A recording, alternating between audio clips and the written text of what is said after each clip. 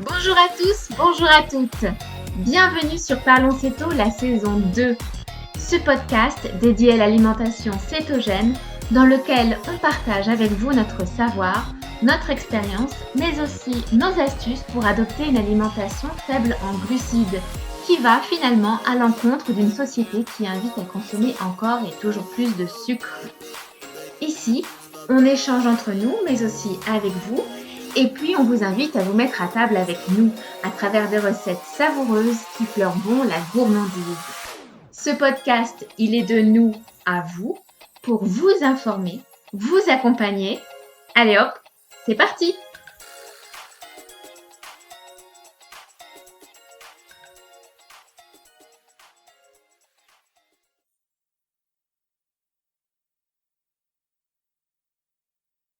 Bonjour à tous. Ça y est, on y est, c'est la saison 2 de Parlons Céto. Certains diront enfin. Aujourd'hui, je suis accompagnée de Nadège. Salut tout le monde! Et de Ludo. Bonjour. Alors, on en profite pour faire un petit coucou à Débo qui n'a pas pu se joindre à nous. Donc voilà, on t'embrasse. Tu nous manques. Des bisous! Alors, on sait pas trop comment ça s'est passé pour vous, cette reprise, mais bon, pour nous, le retour dans la vraie vie, dans ce fameux monde d'après, ça a été assez intense. On l'a tout ressenti, on a dû revoir un petit peu nos priorités, et puis mettre de côté le podcast pendant quelques temps, pour continuer à prendre du temps pour nous, parce qu'on en avait besoin. Et aujourd'hui, c'est l'épisode retrouvailles. Alors, on enregistre le premier épisode de la saison 2, et quoi de mieux comme sujet que celui des vacances. Alors les filles, c'était comment pour vous ce break estival? Tu veux commencer, Nadège? Oui, écoute, c'était des vacances, hein, donc ça s'est forcément bien passé. Il n'y a pas de Bon, travail. c'est déjà un bon point. Déjà en soi, c'est une bonne nouvelle. Non, mon été, il s'est fait à la campagne. Voilà, retour avec la famille. Ça s'est fait de manière assez isolée, étant donné un peu les circonstances mondiales. Mais non, ça s'est bien passé à la campagne. Moi, j'ai bossé, j'ai beaucoup bossé pour vous. J'ai beaucoup bossé sur mes recettes. Voilà, j'ai cherché à innover. J'étais dans un cadre qui était complètement idyllique pour ça, puisque à la campagne, on a le jardin, on a les fruits, les légumes, on a tout ce qui est bon et qui est sain. Donc voilà, on n'est pas sur du transformé. Donc voilà, j'ai pu laisser libre cours à mon imagination. Et puis voilà, moi mon été, voilà, il a été un peu tranquillou. Alors un truc qui m'a marqué moi cet été, je sais pas pour vous les filles et pour les auditeurs, mais moi j'ai remarqué que on avait de plus en plus de médiatisation autour de l'acéto. Je sais pas si Oui. vous avez un peu vu ça. Alors on sait que les réseaux sociaux sont vraiment emballés depuis le confinement sur l'alimentation cétogène. Et c'est vrai que maintenant il y a les médias presse et les médias TV qui commencent vraiment à s'intéresser du coup sur l'alimentation cétogène. Donc voilà, alors en bien, en mal, bon, ça se fait un peu, on a un peu le cul entre deux chaises hein, dans ce qu'on nous dit, parce que on nous évoque les effets bénéfiques, mais on nous évoque aussi beaucoup des pseudo-effets négatifs. Ah Euh, oui, oui, c'est souvent pour ressortir d'ailleurs l'aspect négatif, complètement. On va tous des mourir de crise choses. cardiaque.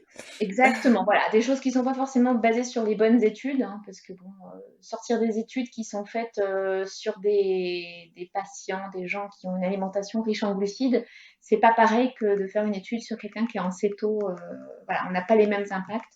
Enfin bref, je vais pas rentrer dans la médecine, mais c'est vrai que voilà, moi j'ai vu plusieurs articles. Je crois qu'on a eu 60 millions de consommateurs qui a sorti, je crois, un article où il évoquait l'acéto. On a eu des interventions radio. Europa a un petit peu parlé à la rentrée de l'alimentation cétogène. Alors, ça s'est fait en bref, hein, c'est des 2 minutes par-ci, 2 minutes par-là. On a eu aussi la télévision qui commence un peu à évoquer l'essor de l'alimentation cétogène. Alors, malheureusement, voilà, moi, je veux dire à tout le monde, ne prenez pas peur à ce que vous disent les grands médias, à ce que vous dit Europe 1, à ce que vous dit M6. Parce que voilà, on n'est pas sur des sources. Alors, il faut trouver ses sources. Hein, il ne faut pas les piocher au hasard. Donc vraiment, restez pas vraiment sur les a priori qu'on vous dit. Moi, pour vous citer, par exemple, moi, un truc qui m'a un peu rendue furieuse, je crois que c'est à la rentrée, sur une radio. Alors, on nous dit, donc on nous vante le régime cétogène, on nous dit, voilà, c'est génial, vous perdez du poids, c'est un régime qui fonctionne sur le gras. Jusque-là, je suis à peu près d'accord. Parfois, on se trompe un petit peu sur le pourcentage de protéines. On va nous dire que c'est un régime riche en protéines. Alors ça, oui et non, en fait, ça dépend vraiment des individus. Moi, je sais que c'est riche en protéines, pour un autre moins. Enfin bon, Hmm. bref. Mais on nous dit, alors je cite, sur cette radio, on nous dit c'est un régime qui risque de faire reprendre du poids aussi rapidement qu'on en perd une fois le régime terminé. Alors, une fois le régime terminé, Bah ça déjà, m'a t'as pas compris le concept. non, mais c'est ça. C'est-à-dire qu'on n'est pas sur du WW, hein, on n'est pas sur un régime d'un D'ailleurs, certain pourquoi docteur. ils ont changé de nom? WW? Ils ont voulu se réinventer une identité? Oui, c'est ça, rajeunir. Rajeunir. Et peut-être plus prononçable aussi pour les personnes âgées, je sais pas, que le terme anglais. Enfin bref. Ouais. Mais le... Ah, mais ils disent. Pardon, excusez-moi, parce que du coup, j'ai pas la télé. Ils disent WW Oui. maintenant? Oui, je Ah, crois que c'est ok, ça, d'accord. ouais, ouais, c'est ça. Ok, Euh, merci. c'est très étrange. Et donc voilà, donc on nous dit que c'est un régime, le régime cétogène va nous faire reprendre aussi rapidement qu'on en perd, une fois le régime terminé. Alors là, j'ai été furieuse. J'ai entendu ça le matin, j'étais au lit, j'étais à peine réveillée. Là, je vais vous dire que ça m'a réveillée d'un coup. J'étais furax. Une fois le régime terminé, alors je voudrais rappeler à ces gens-là qu'on n'est pas sur un régime. Alors certes, on dit régime cétogène parce que c'est plus facile à dire. Parce qu'on est sur de l'alimentaire, donc on va dire régime. Tout ce qui concerne l'alimentation, on va parler de régime. Sauf que le régime cétogène, ce n'est pas un régime. C'est une alimentation. Et ça, c'est vraiment important de le rappeler aux gens. On n'est pas sur un régime bikini où on est là pour perdre du poids avant l'été, un truc facile qu'on change pendant une période de temps. Non, en général, la plupart du temps, quand même 90% du temps, je dirais, quand quelqu'un commence l'alimentation cétogène, il la poursuit en général à vie. Parce qu'on est sur du manger plus sain, moins transformé, on mange des aliments beaucoup plus bruts, on retrouve, enfin, je ne vais pas vous refaire la liste de tous les avantages de l'alimentation cétogène, mais le problème, c'est que voilà, tous les médias prennent le régime cétogène pour un régime. On n'est pas sur un régime, je le rappelle. On n'est Hmm. pas là pour se dire, voilà, je me marie dans 3 mois, je vais faire le régime cétogène, et puis le jour de mon mariage, je vais m'enfiler le gâteau et tout ça. On n'est pas là-dessus, on est sur c'est presque une philosophie. Alors c'est un peu con à dire, c'est un peu comme le régime vegan qui a sa philosophie, le régime sans gluten qui a sa philosophie, le régime carnivore. Chacun a sa philosophie. On est vraiment sur une alimentation. On n'est pas sur un régime. Et alors ça me met dans une colère monstre parce que vraiment tous les médias, que ce soit presse, que ce soit télé, que ce soit radio, quand on nous évoque le régime cétogène, on pense que c'est vraiment juste un régime phase. C'est une phase de vie pour perdre du poids. Et ce n'est pas le cas. Et déjà, c'est pas le cas. Et deuxièmement, il faut vraiment pas que les gens le prennent comme ça. Parce qu'on le sait, on le voit sur les réseaux sociaux, surtout depuis le confinement. Beaucoup de gens prennent ce régime pour une facilité à perdre du poids, une facilité à se sentir mieux. Et une fois que j'irai mieux, je reprendrai la vie comme elle était avant. C'est pas ça. Donc voilà, moi c'était un peu le truc qui m'a fait tiquer et à tel point que moi je l'ai vu cet été, j'ai des proches, des amis qui ont tenté l'aventure céto, mais pas pour les bonnes raisons.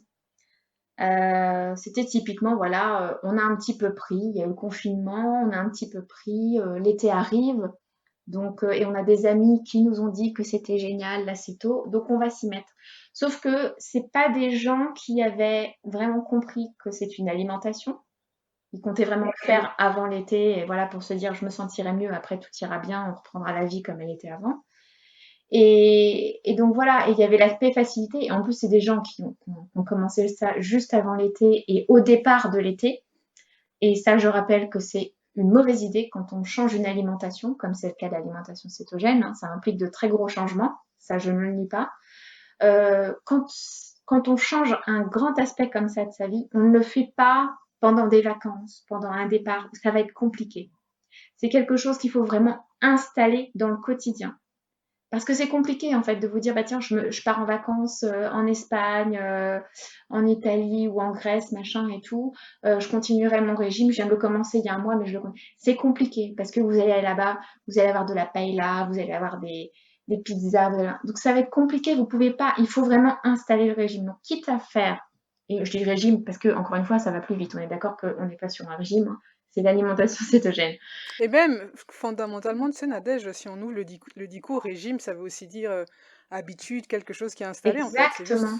juste, enfin, quand on dit par exemple un régime politique, c'est quelque chose qui est installé, c'est une habitude, enfin, c'est une organisation. Le mot régime, ça veut aussi dire organisation, sauf qu'en fait, il y a des travers d'utilisation qui font qu'on ramène ça uniquement au sens diète restrictif, et Exact. finalement, régime cétogène, c'est même pas une insulte, si on s'en tient à notre cher Larousse, en fait, finalement. Mais oui, c'est ça. C'est pour ça que moi, Vas-y, dis-le. personnellement, au quotidien, j'essaye au maximum, même si c'est plus long à articuler, mais j'essaye au maximum d'utiliser le terme alimentation parce que c'est vraiment Alimentation. quelque Ouais. chose, il y a un amalgame qui est fait avec le mot régime qui est Dans absolument la tête des gens, oui. atroce, quoi. Et ce qu'il en résulte, voilà, donc moi je sais que les amis que les amis que je connais, bonne nouvelle, les amis que je connais et qui ont voulu commencer l'alimentation cétogène cet été, ça a complètement foiré. Ça a complètement Mm. foiré, ça n'a pas accroché et maintenant ils sont venus à une alimentation. Alors après, c'est pas, voilà, je ne les blâme pas. Simplement, il faut juste comprendre le concept avant de l'alimentation cétogène. C'est une manière de s'alimenter qui est beaucoup plus saine, beaucoup plus brute, beaucoup plus, voilà, on est un peu dans un retour aux sources parce qu'on mange plus les aliments ultra transformés.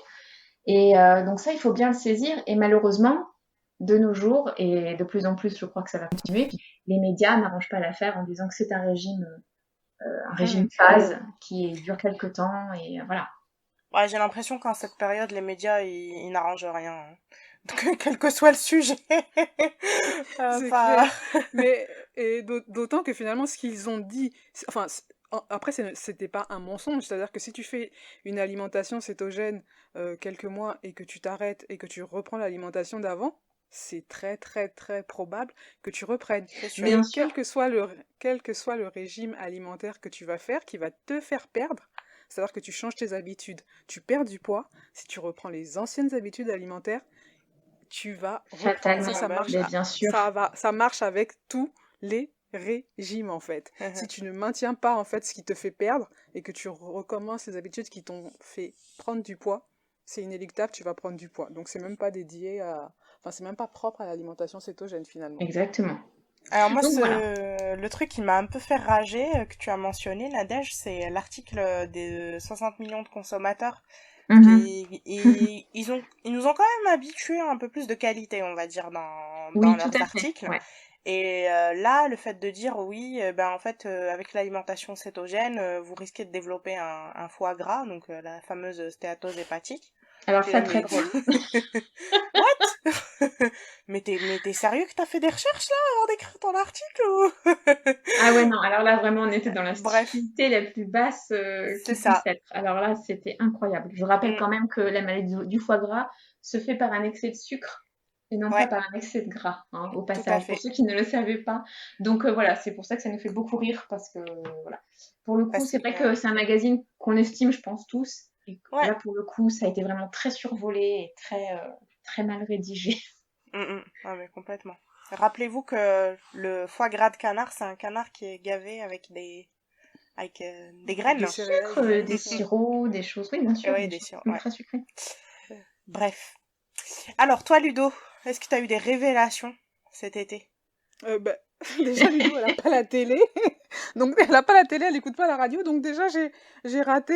Enfin, je suis plutôt contente d'avoir raté tout ce que vous racontez, C'est bien. finalement. Parce que je me serais encore enflammée, pour le coup. Moi, je passe plutôt beaucoup de temps sur Internet, finalement. Donc, comme vous, le confinement, les vacances et tout, le boom de la céto sur les réseaux sociaux, etc. Moi, j'ai plus été impactée par ça. En termes de vacances, je suis pas partie, je suis restée en région parisienne, mais fondamentalement, vu mon style de vie, vu mon côté un peu, je prends la vie comme elle vient, ça m'a absolument pas dérangée. Et je dirais même qu'au contraire, en fait, de vivre le confinement chez moi, d'être en mode déconfinement et vacances chez moi. J'ai pu continuer en fait ce que j'avais commencé pendant le confinement qui était lié un peu comment je vais dire ça, à un retour un peu à des choses plus essentielles, enfin essentielles et ouais, à des choses plus essentielles en fait. Je vais m'expliquer. Donc on sait à peu près, je suis carnivore. Enfin, je suis à peu près carnivore la plupart du temps. Sauf quand il y a des mirabelles.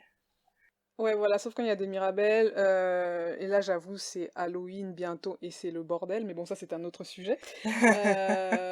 Enfin, c'est bientôt Halloween et j'ai ovulé. Voilà, donc en fait, en gros, comprendre, c'est le bordel.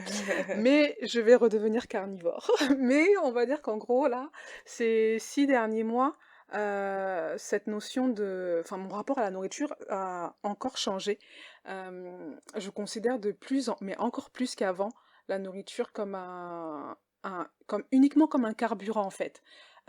J'ai de moins en moins d'émotions autour de la nourriture, j'ai de moins en moins et là, du coup, c'est aussi beaucoup lié aux réseaux sociaux. Il y a eu le confinement, il y a eu le boom de l'acéto sur notamment Instagram. Même moi qui avais un peu quitté Instagram pour l'acéto, j'y suis revenue, j'ai regardé plus de choses, etc., etc. Au début, pour moi, c'était assez intéressant. Et puis à un moment, il y a eu une certaine lassitude. Non pas que le contenu était en soi mauvais, mais en fait, c'est un contenu qui aujourd'hui ne m'intéresse plus forcément en fait. Enfin, d'ouvrir mon Insta par exemple, de défiler et de voir des plats, des plats, des plats, des plats, des plats, des plats, des plats, des plats. Aujourd'hui, moi, au point où j'en suis, ça ne m'apporte rien. Déjà, en tant que carnivore. Euh, Pareil, personnellement, j'ai plus aussi personnellement envie, par exemple, de partager, enfin, de me cuisiner quelque chose, pardon, de le mettre en place dans mon assiette, de mettre mon assiette d'une certaine façon, Oh mon Dieu, la prise de de tête. mettre de mettre ma nourriture, en fait, de mettre ma nourriture en scène, de la maquiller, de la présenter, de raconter une histoire autour de ça.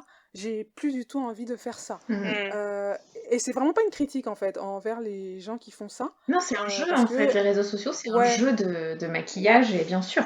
etc. Et je me rends compte que quand moi je balais mon Instagram perso, j'ai été comme ça. Mes débuts céto, en plus, Hmm. quand vous commencez la céto où vous êtes tout seul au monde, en fait, tout le monde vous envoie chier, vous dit que vous allez mourir, etc. Trouver des gens comme vous partout dans le monde, vous êtes juste trop content. Et du coup, moi j'aimais bien partager ça à un moment, etc. Mais aujourd'hui, non, j'ai plus envie de tout ça parce que enfin, je sais pas comment dire ça. Je trouve que c'est plus essentiel pour moi aujourd'hui de le partager. Je trouve pas que c'est forcément toujours très vrai, en tout cas pour ma part, parce que mon assiette telle que je la prends en photo, c'est pas comme ça que je la mange et c'est pas comme ça qu'elle finit. Donc voilà. Donc moi, pour moi, voilà, c'est retourner. Moi, ce qui a marqué là ces 6 derniers mois, pour moi, c'est retrouver un peu plus d'essentiel avec la nourriture et entre guillemets, ça va un peu loin pour moi aujourd'hui, la nourriture, c'est le truc qui me maintient en vie, quoi. C'est des nutriments, c'est du carburant, c'est du fuel, comme ils disent les Américains. Vraiment, aujourd'hui, je suis vraiment focus là-dessus, en fait. Je mange pour vivre et pour survivre, en fait. Donc ça s'est vraiment, vraiment beaucoup marqué chez moi. Et la notion de Ça, c'est le plaisir gros, dans gros point. l'alimentation, tu l'associes à quoi du coup? Bah, du coup, enfin, Ou la peut-être notion que tu ne l'associes plus? bah, c'est un peu ce que je disais en fait, la notion de plaisir finalement, chez moi c'est déjà être rassasié. Hmm. C'est déjà être rassasié en fait, le fait d'être rassasié c'est un plaisir en fait. Euh, je le vis aussi beaucoup un peu dans tout ce que je peux parcourir, oui il faut se faire plaisir, ou souvent même quand je vais faire un écart, que je vais en parler, on va souvent me dire ah ouais mais de toute façon il faut se faire plaisir, mais en fait déjà c'est ça qui me gêne, tu vois, c'est qu'on associe mon écart, donc mon écart qui n'est pas assez tôt, donc qui est théoriquement sucré, c'est à ça qu'on associe le plaisir en fait. Donc Hmm. déjà, la notion de plaisir et de sucré, ça voudrait dire que ce qui n'est pas sucré ne fait pas plaisir. Ou voilà, déjà ça me gêne. Mais aujourd'hui, pour moi, le plaisir, il est déjà dans le fait de, je sais pas, je suis contente d'avoir cuisiné, je suis contente d'être chez moi, je suis contente de m'installer pour manger. Ouais. Le goût de ce que je mange, enfin même si c'est salé, même si c'est entre guillemets que du gras, Ça me fait plaisir. Le fait de mâcher, de l'avaler, enfin, je suis revenue sur des sensations beaucoup plus, je sais pas comment dire ça, Ouais, que ça, beaucoup plus physiologiques en fait, basique. tu vois. Basique et Ouais, basique en efficace. fait, voilà, c'est ça. Le- Vraiment du basique. ouais. C'est-à-dire que le fait de mâcher, d'avaler, Le la goût, les sensation textures. d'avaler, le goût, la texture. Je veux dire, aujourd'hui, par exemple, quand j'achète, quand je mange du tendron de veau, ben, j'ai plus de plaisir parce qu'il y a du cartilage, parce que j'aime bien croquer dedans, que Hein. par exemple quand je vais manger du foie de veau, tu vois. C'est pas une question de goût, mais c'est une question de texture, par exemple, c'est pas la même texture, ça me ramène pas la même sens, la même, j'ai même pas envie d'utiliser le mot plaisir, mais la même satisfaction, en fait, je veux dire, voilà. D'accord. Voilà, c'est ça. Mais moi, mon principal plaisir aujourd'hui dans le fait d'avoir mangé, c'est d'être rassasié et de pas avoir faim, c'est ça. Aujourd'hui, mon plaisir, il est là-dedans. Mais voilà, ça, j'en suis à 3 ans de CETO, et c'est clair que mes 6 premiers mois de CETO, mes autres 3 années de CETO, j'étais pas forcément là-dedans. Mais Hmm. aujourd'hui, je suis vraiment, vraiment là-dedans, en fait. Et même aujourd'hui, quand on me dit, ouais, c'est pas grave, t'as craqué, il faut se faire plaisir, je comprends même pas, en fait. Mhm. En général, je craque même pour des. Par exemple, là, j'en ai parlé, Halloween, mais c'est pas Halloween en soi, c'est plus le côté j'ovule et j'ai envie de sucre, en fait. Je ressens l'envie de sucre. Et 14 jours après, pendant 14 jours, j'ai pas envie de sucre. Dans Mhm. un mois, j'aurai très certainement encore envie de sucre, tu vois. C'est plus lié à des choses, on va dire, je sais pas si c'est normal, mais en tout cas, c'est vraiment lié à des états physiologiques Ouais. bien précis et pas forcément à des émotions en fait. Mhm. Donc moi ça a été ça en fait mon ma grosse révélation en fait. Encore plus d'essentiel par rapport à la nourriture. La nourriture pour moi c'est que du carburant. J'ai plus envie voilà de l'érotiser, de la mettre en scène, de la maquiller, etc. Voilà, moi c'est là où j'en suis aujourd'hui. Mhm. Et, et tu vois, même quand je parlais du feed, enfin un peu les réseaux sociaux, moi finalement ça me met même pas en tentation, tu vois, de voir autant de nourriture en fait. C'est juste que je me dis, mais qu'est-ce que ça m'apporte de voir tout ça, tu vois? C'est plus ça, voilà, c'est dans cette optique-là que je suis. Mhm. Donc voilà pour moi. Là, le confinement, les vacances, c'est nourriture égale carburant. Je sais pas. Non, mais c'est tout, voilà. Belle conclusion.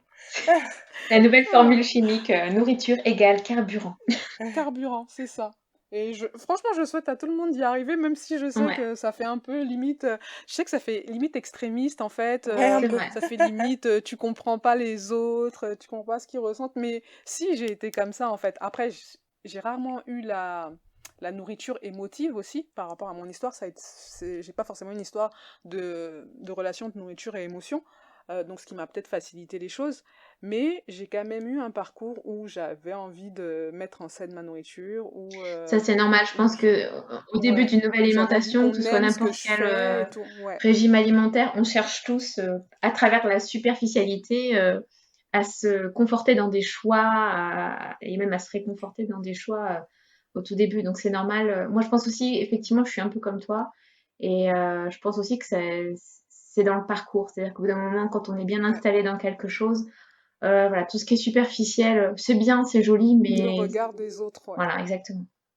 On en a plus forcément besoin, complètement. Puis n'oublions pas qu'on est quand même un animal social, on va dire ça comme ça. Donc on a le besoin de rechercher cet esprit de communauté en fait. C'est ce qui fait Exactement. que Aussi, qu'on a autant évolué aussi. Et donc je pense qu'on c'est ce que tu disais au début, Ludo. Hein. C'est on cherche des gens pareils que nous. Et ça, c'est ça passe ça, par les réseaux sociaux hein, complètement. Bah d'ailleurs c'est clairement. comme ça qu'on s'est Et toi, rencontrés. t'en Hein. es où, Leïla? Oui, aussi. Dédicace François Elodie! Bah alors pour ma part, Et toi, Leïla, t'en es où? Ouais, alors moi j'ai passé un été bien rempli parce qu'en fait j'ai bossé pendant le mois de juillet, le mois d'août. Et j'ai pris en fait mes vacances fin août. Heureusement j'avais fait quelques week-ends un peu en juillet pour faire des breaks parce que sinon je pense que j'aurais pas tenu. Et puis voilà, j'ai commencé mes vacances fin août par un petit séjour de jeûne. Je m'étais dit que ça allait être, je sentais que la reprise allait être très très compliquée. J'avais besoin de me recentrer et puis je me suis dit qu'un Mhm. petit séjour de jeûne ça peut être vraiment intéressant. Et donc j'ai cherché le seul séjour de jeûne qui collait à mes dates dans la France entière, et j'ai atterri en Alsace, pas loin de Colmar. Donc voilà, donc j'ai pu visiter. J'ai visité vite fait Colmar sous la pluie. Très belle ville d'ailleurs. Et voilà. Et le lieu où j'ai fait le jeûne, c'était vraiment magnifique parce qu'en fait, c'était un énorme centre avec plusieurs bâtisses coincées entre deux collines. Enfin, tout vert, vert, vert, vert partout. Plein d'arbres, il y avait des chèvres, des ânes. Enfin bref, ils avaient des chiens trop mignons. Bref, une vraie déconnexion de la ville en fait. Et malgré le fait que j'étais connectée aux réseaux sociaux parce que c'était ma semaine d'animation, bon, j'en reparlerai tout à l'heure, mais j'ai vraiment ressenti une déconnexion complète par rapport à ma vie en fait. Le fait de vraiment passer à autre chose. Donc moi j'avais déjà fait un jeûne de 72 heures à la maison, et puis là je voulais aller un peu plus loin, et du coup je visais le fait de faire 120 heures de jeûne, donc 5 jours. Donc là c'était un jeûne hydrique, ça veut dire que je pouvais boire de l'eau, des tisanes, des bouillons de légumes. Puis au début j'avais un petit peu triché, j'avais ramené avec moi mon petit bouillon d'os que j'ai bu le premier jour. Le Pas trafic. bien. J'ai triché, truc de fou. Et je pense que ça m'a aidé en fait à moins Ça va qu'il n'y subir. avait pas des chiens renifleurs, les valises, ça sent le bouillon. Quoique les chiens, franchement, Les ils auraient pu le douanes. boire. Oh là là. Et en fait, je pense que ça m'a aidé en fait à mieux vivre les premiers jours de jeûne, parce que quand je voyais les autres personnes qui étaient avec moi, bah, elles, dès le premier et le deuxième jour, elles étaient mais complètement HS quoi. Avec Ah des ouais, ouais. difficultés à dormir, etc. C'était assez intense pour elles. Alors par contre, ça pour le coup, dormir pendant un jeûne, c'est compliqué. Enfin, franchement, moi c'est, on va dire, le Ah truc ouais? le moins top que j'ai eu. Ouais, c'est vraiment compliqué de dormir. Je me réveille hyper tôt. J'étais pas fatiguée, hein, mais c'est juste que euh, déjà je mettais beaucoup plus de temps à m'endormir, et j'avais un sommeil moins. Non, il était de bonne qualité. Non, il était reposant, mais de moins bonne qualité. Je sais pas comment dire ça, en fait. Je me retournais vachement, mais pourtant, je me Ouais. réveillais en forme, quoi. Bon, voilà. Et dès le début, ça, ou c'est plutôt sur la fin de ton Alors jeûne? moi, dès le début, parce que déjà, le fait de changer de lieu où tu dors, moi, Et oui, il déjà, y a ça ça. me perturbe complètement. Ouais. Mm. Voilà, j'étais pas très bien installée parce que j'avais pas pris le temps de regarder comment j'allais dormir, dans quel sens, etc. Bon, bref, j'étais complètement perturbée. J'avais pas un bon oreiller. Bon, passons. Il y avait plein de petits détails. Voilà, la prochaine fois, j'emmènerai un oreiller, quoi. Bonne conclusion. C'est ça. Du coup, voilà. Alors par contre, ce que j'ai vraiment trouvé top, c'est déjà le fait de pas être chez soi, c'est bien, parce que ça vous Ouais. permet vraiment de couper. C'est vraiment un Mm. autre mood, quoi. C'est pas pareil que de le faire à la maison. Et puis surtout, les échanges avec les autres personnes du groupe, quoi.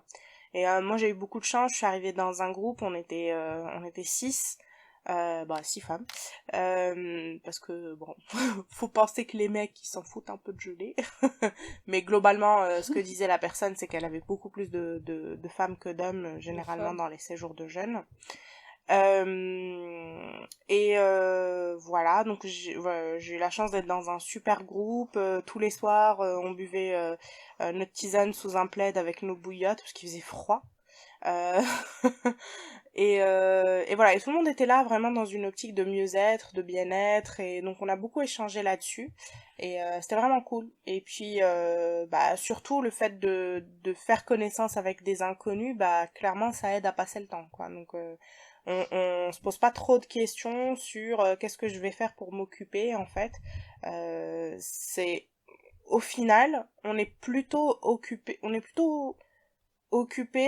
enfin moi j'ai pas trop senti la faim liée à l'ennui, quoi, en fait. Donc Et voilà.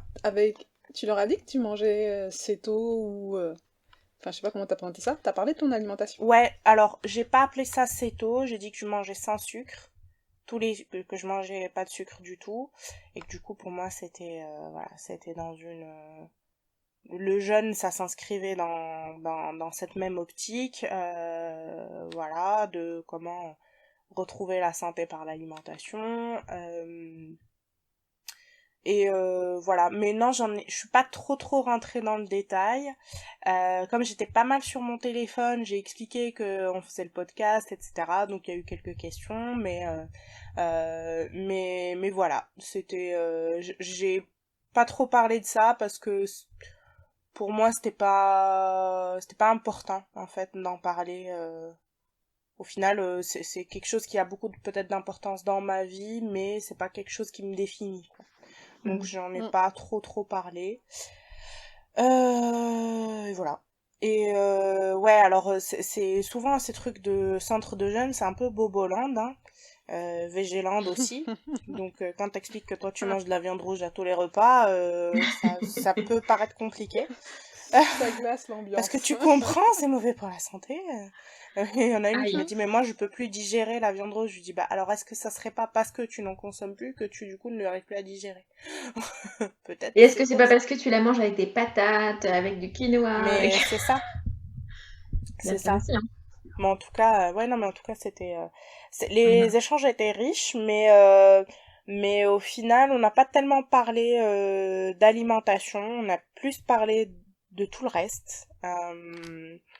Plus de la relation avec la nourriture, tu vois, plus un petit peu des côtés émotionnels, comment Mhm. tu gères ça en Mm. famille, parce qu'il y en avait beaucoup pour lesquels c'était vraiment une préoccupation, parce que elle gérait ça, voilà, enfin, elle voulait faire ça pour elle, mais du coup, comment embarquer le reste de la famille, etc., c'était un petit peu compliqué.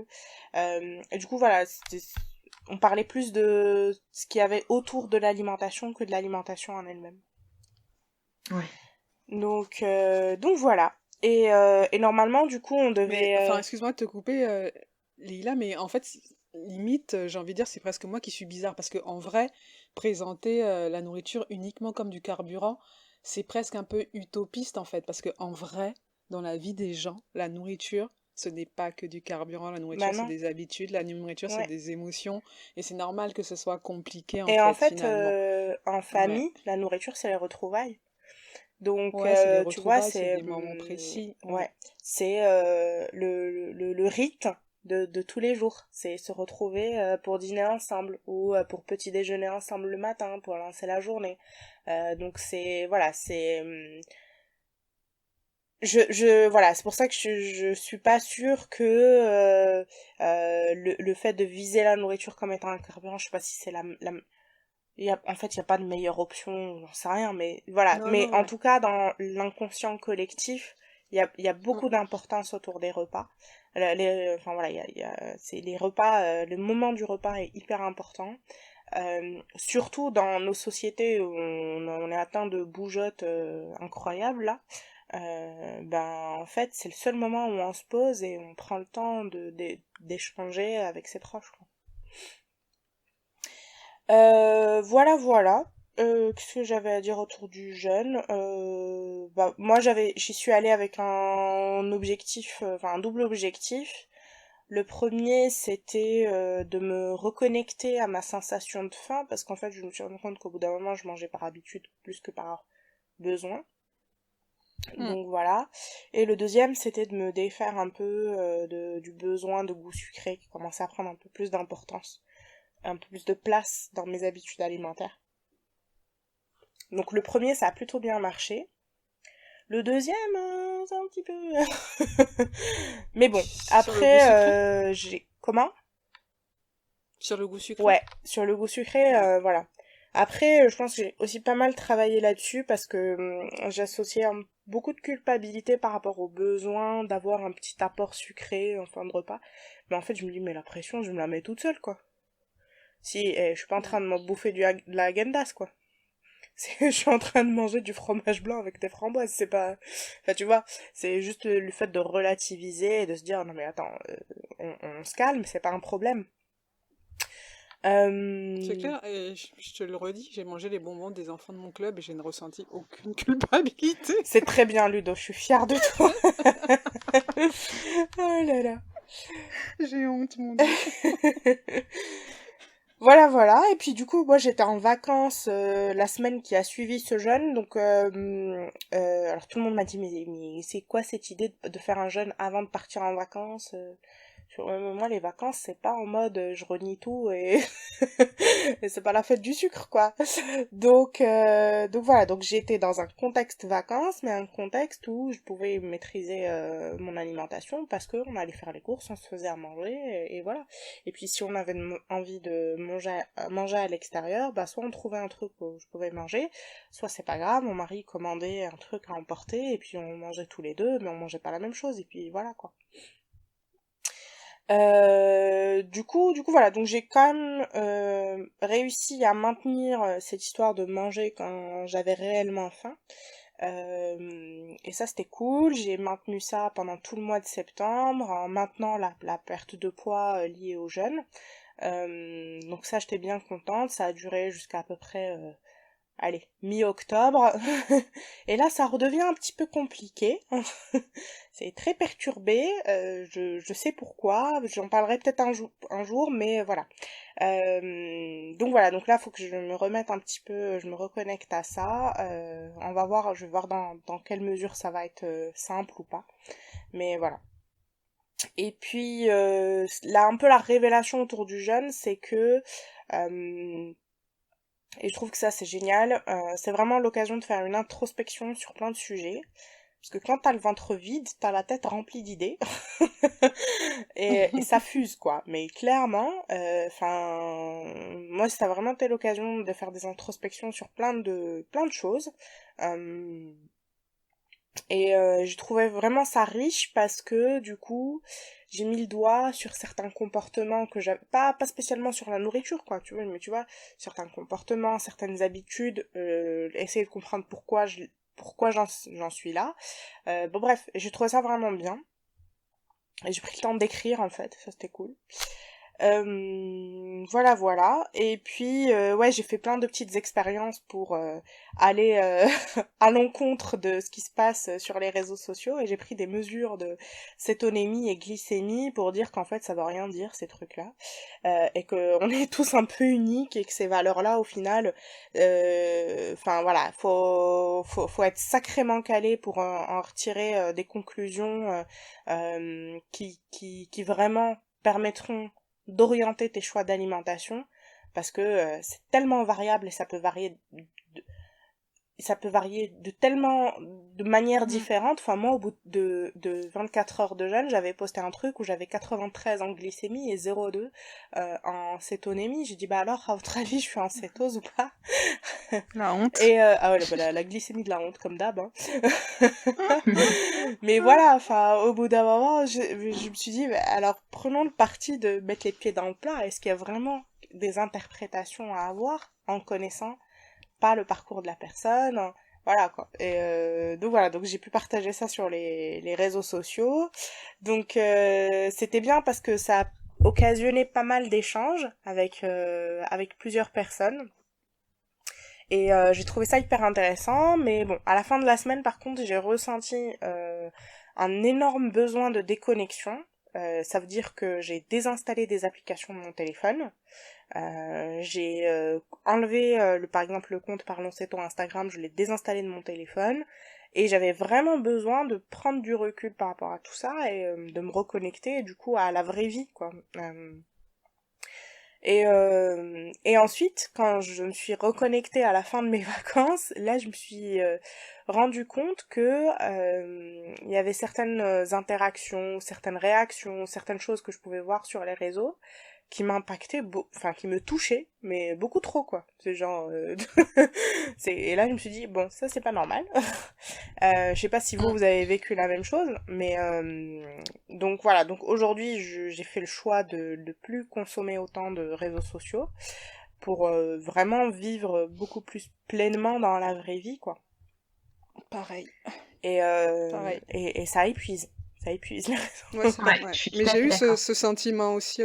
Ouais. À un moment, parce qu'au départ, en fait, tu réagis en bien ou en mal, en fait. Enfin, en bien ou en mal, pardon. Ça peut être une réaction de joie, comme ça peut être des réactions de colère, de désaccord ou des choses comme ça. Donc au début, tu te dis, c'est normal, tu réagis, mais en fait, quand tu arrives à prendre du recul, tu te dis, mais c'est exagéré. Enfin, en termes d'intensité de réaction, Ouais, sur des choses qui se passent à travers un écran et finalement avec des inconnus, oui. pour 99% des gens, tu te dis, mais non, il y a, c'est pas, il y a un problème là Ah, mais dans le clairement. niveau dans le niveau d'intensité de réaction. Il y a un problème en fait. Et du coup, ouais, moi aussi, j'ai pris beaucoup de recul. Je parlais du feed plein de bouffe, mais en fait, il n'y a pas que ça. Il y a même sur l'impact et le type de réaction que les réseaux peuvent générer en toi, Ouais.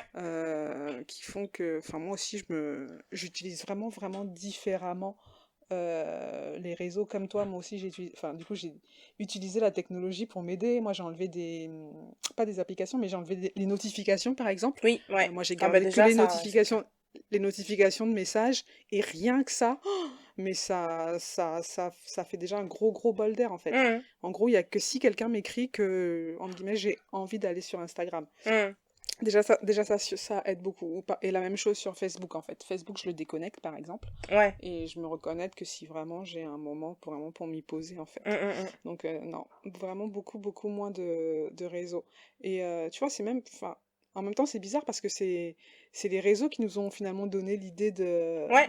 de lancer le podcast, tout l'engouement autour, etc. Mais en même temps, toute cette intensité-là, en 6 7 mois, là, ça a aussi donné une autre façon de voir les choses, et en tout cas pour moi, une autre envie de vivre le D'utiliser. podcast et, ouais, Ouais. et d'utiliser les réseaux, Ah quoi. mais complètement. Voilà. Et là, clairement, enfin, nous, notre valeur ajoutée, elle est clairement sur le podcast et voilà. Et je pense que à l'avenir, on va faire en sorte de faire des épisodes qui pètent, mais après, voilà, les réseaux sociaux resteront une manière de communiquer, mais je sais pas comment vous le voyez, mais voilà, ça n'aura plus peut-être autant d'importance qu'avant, quoi. Ouais, faut qu'on trouve le truc qui nous ressemble, en vrai. C'est ça. Mm. Moi, je sais que, ouais, également, je me suis beaucoup détachée des réseaux sociaux parce que, alors, j'étais pas hyper proche des réseaux sociaux non plus avant. J'étais pas à fond sur Instagram. J'aimais bien y aller, mais, et c'est vrai que là, j'ouvre plus mon application, depuis cet été. C'est compliqué parce qu'il y a cette notion de regard qui juge. Mm. Dès que quelqu'un met quelque chose, alors, ok, toi, t'as mis ça, mais je vais te juger. Et Mhm. ça, c'est vraiment très compliqué. Et sur des choses moi j'ai envie de dire, pas valables. Pour reprendre, je m'occupe des recettes. Et c'est vrai que moi j'aime bien regarder Instagram pour les recettes, mais quand je vois parfois le lynchage qu'il y a sur Ah une non, pauvre mais... personne, on est d'accord, on en a déjà parlé, euh, le lynchage qu'il y a sur certaines personnes sur ta recette, c'est pas la tienne. Et, et je trouve ça affolant. Et c'est quand même incroyable. Il faut savoir que les recettes sont pas étiquetées, d'accord? En France, ou même d'ailleurs, je crois dans le monde entier, les recettes, c'est quelque chose, voilà, il n'y a pas de droit sur une recette. Une Mm, recette, c'est de fait libre de droit. Alors, c'est malheureux, je suis d'accord. Quand tu te fais chier à créer une recette et que quelqu'un la copie avec une mauvaise intention, de se faire du fric derrière toi, par exemple, c'est franchement dégueulasse. Et voilà, on est comme tout le monde, on n'est pas d'accord. Mais sérieux, au bout d'un moment, il faut prendre du recul. Il y a beaucoup de recettes qui se ressemblent, bien sûr. d'accord? Euh, Au bout d'un moment, on tourne en rond. On est en céto, on n'a pas le droit à tous les aliments du monde. On sait très bien, on n'utilise pas de farine, on n'utilise pas de ceci, cela. Donc, on va tous utiliser pour faire du pain. On va utiliser du psyllium, on va utiliser de la farine. Au bout d'un moment, on retrouve le même pain. Les Bien proportions sont sûr. différentes, la cuisson est différente, mais les recettes, elles se ressemblent toutes. Je veux dire, quand on n'était pas céto, que sur Internet, je sais pas, on cherche une recette de pain. Ok. On n'était pas là en train de dire, attends, toi, ton pain, mon boulanger, il le fait déjà, machin. Mais le pain, c'est la même base. On est sur de la C'est farine, de clair. l'eau, de la levure, du sel. Donc, et là, en céto, pourquoi on serait plus monstrueux les uns avec les autres sur des recettes? Non, mais c'est ça. Et parfois, en plus, ça se fait hyper innocemment parce que tu as quelqu'un qui met une recette qui sait même pas que c'est la même d'un autre. Il a trouvé ça sur Internet ou il a créé même. Moi, j'ai des recettes que j'ai créées à l'heure actuelle qui sont dans mon cahier, que j'ai depuis 3 ans. Et entre-temps, j'ai des gens, entre guillemets, qui me l'ont piqué sur Internet. Mais ils me l'ont pas piqué parce que je l'ai jamais publié, mais je l'ai trouvé, pour moi, je l'ai trouvé en premier, avant eux. Mais je l'ai pas publié. Mais qu'est-ce que je vais... Enfin, à qui appartient la recette? Tu vois, il faut pas partir sur des trucs comme ça. On partage des recettes. Alors certes, c'est dégueulasse si quelqu'un prend ta recette et qui veut se faire du blé derrière parce qu'il publie un livre avec ta recette ou machin. Mais au bout d'un moment, faut relâcher la pression. Et moi, je sais que ça, sur les réseaux sociaux cet été, Ah quand ouais, j'ai ça a vu été... des gens, des pauvres innocents, faire une pauvre recette, et ils étaient contents de se faire, je sais pas, un équivalent de dessert connu. Bon, je vais pas dire de trucs parce que ça va faire tout de suite des références. Mais, et qu'il y en a qui disent, ah, mais c'est la recette d'un tel. Ok, alors si c'est, on le sent si la personne le fait avec une mauvaise intention, ok. Si quelqu'un fait une recette pour copier, ça se sent. Mais la plupart du temps, c'est quand même des pauvres gens qui commencent l'assiette tôt, qui sont contents, qui mettent une photo de leur dessert, qui essayent de mettre en valeur pour s'encourager eux-mêmes à continuer dans Ouais. l'alimentation. Et puis là, t'en as 14 qui arrivent derrière et qui t'insultent la personne parce qu'elle a fait un L'émeute de malheureux dessert followers. qui existe déjà. Ah ouais. Et ça, mais les gens, j'ai envie de vous dire, arrêtez cette malveillance. Vous croyez qu'il n'y en a pas assez dans le monde? Il y a d'autres combats à faire dans la vie. Donc, ok, ça peut ne pas être cool de copier une recette de quelqu'un, mais je veux dire, faut relativiser. Du pain, c'est du pain, tu vois. Moi, si je vais chez un autre boulanger, je vais pas le critiquer pour lui dire, attendez, le boulanger en face, il a la même recette que vous, mais vous n'avez pas honte de faire le même pain. Non, tu vois. Donc, voilà. Et en Non céto, mais c'est c'est clair. pareil. Surtout qu'on a moins d'aliments. Donc, voilà, on va tourner en rond. Donc, et moi, la première, hein, je vous propose des recettes. Voilà, alors il y en a, c'est des classiques et on sait tous les faire. Voilà, moi, j'avais parlé du pain mug cake Mm. au deuxième épisode de la première saison, qui est un Le classique. granola, ouais. Bon, personne m'a fait de remarques, fort heureusement, parce que c'est quand même un classique. Après, il y a des variantes.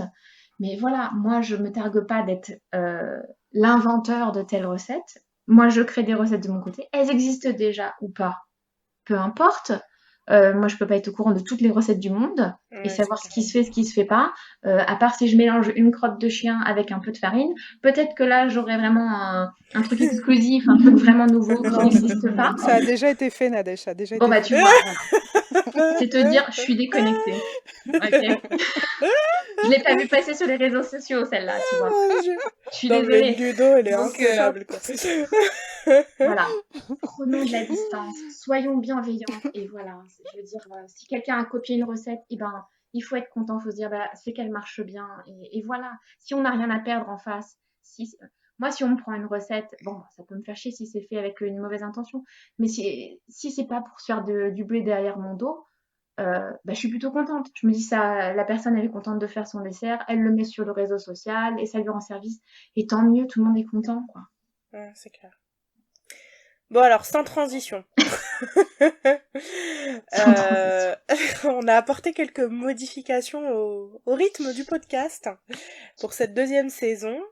Donc la semaine dernière, vous avez écouté un premier épisode témoignage. Et voilà, et là on fait un épisode original qui est animé à 3 voix. Et donc on va maintenir ce rythme-là pendant toute la deuxième saison. Donc on va continuer à alterner. On va faire un format original, un format témoignage, et on va alterner comme ça sur le reste de la saison. Ça permet voilà de rencontrer, on va dire, des personnes qui ont suivi l'alimentation cétogène. Voilà. Et donc on continuera à partager une recette au niveau de chaque épisode original. Bon, pas pour celui-ci parce que on a déjà beaucoup parlé. Mais voilà, pour le prochain épisode, on vous partagera une nouvelle recette que souhaite... Nouvelle ou pas nouvelle, hein. Nouvelle ou pas nouvelle? Pour reprendre. Oui, bah Original ou nouvelle pas sur le original? podcast, pardon. Que n'a déjà copié, mon Dieu. Que j'ai Outrage. copié. Voilà, j'ai copié-collé sur Google. Non mais t'as tout à fait raison, enfin, tu vois, si tu veux faire une pâte à choux, par exemple, tu te poses pas 36 000 questions, tu vas sur Marmiton, tu cherches pâte à choux, t'as 36 recettes, parce qu'il y en a toujours un qui veut Non, faire mais bien ça. sûr. Mais c'est sûr qu'au final, c'est la même, quoi, et personne ne se tape dessus, quoi. Mais enfin bon. Mais bien sûr. Peut-être qu'en céto, on a... il y a peut-être à un moment des problèmes d'ego, quoi, qui se sont développés. On va dire ça comme ça. Ouais, je suis Voilà, assez voilà. d'accord, ça met de la pression pour rien. Moi, je sais qu'au bout d'un moment, ça m'a mis la pression, alors que. Ouais. Enfin, je pense qu'on m'a dit, il n'y a pas de raison, t'inquiète pas, mais c'est vrai qu'il y a toujours un moment donné, on se pose la question, voilà, j'ai pas envie qu'on m'accuse, alors que moi, je me fais innocente, mais voilà, il faut. Mais moi, je Voilà. trouve que ça décourage les gens, en fait. Ça décourage les Oui, gens, c'est ça, non, ouais. les gens qui commencent, comme on a dit au début, hein, qui veulent retrouver cet esprit de communauté parce qu'ils se sentent seuls dans l'aventure, qui commencent à poster ce qu'ils ont fait, etc. Et bam, il y a des gens qui leur tombent dessus, merde, t'as oublié de faire référence à machin, alors que toi, la recette, tu l'as vue il y a 4 mois, t'avais noté le truc dans ton cahier, mais t'avais pas noté que ça venait de machin bidule. C'est bon, quoi. Enfin, lâchons du lest, Et puis surtout que, bon, l'alimentation c'est plus cétogène, important. elle a pas 6 mois, elle a pas un an, elle a pas 2 ans. Tout à fait. Ça fait quand même plusieurs années qu'elle est installée, donc il y a quand même des recettes Ah qui ont été bah, chez bien les installées Américains, il il y y a a des tout, hein, dizaines déjà. d'années. Voilà. Donc, je Déjà, pense qu'on n'invente rien, hein. c'est clair, c'est clair, c'est clair. Ouais. Bon, bah écoutez les filles, c'était un chouette épisode. Moi, pour ma part, j'ai pris du plaisir à le faire avec vous. Mais de même, Moi aussi.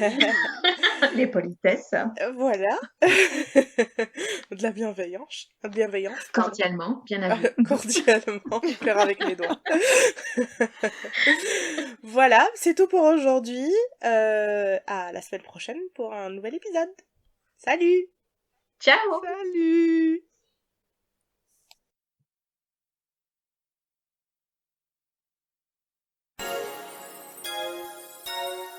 Parlons Céto, c'est terminé pour aujourd'hui. Bien entendu, les éléments que l'on partage ici ne peuvent pas se substituer aux conseils de votre médecin. En cas de pathologie, nous vous encourageons à vous tourner vers un professionnel de santé. On se retrouve très vite et on vous embrasse. À très vite, bye bye!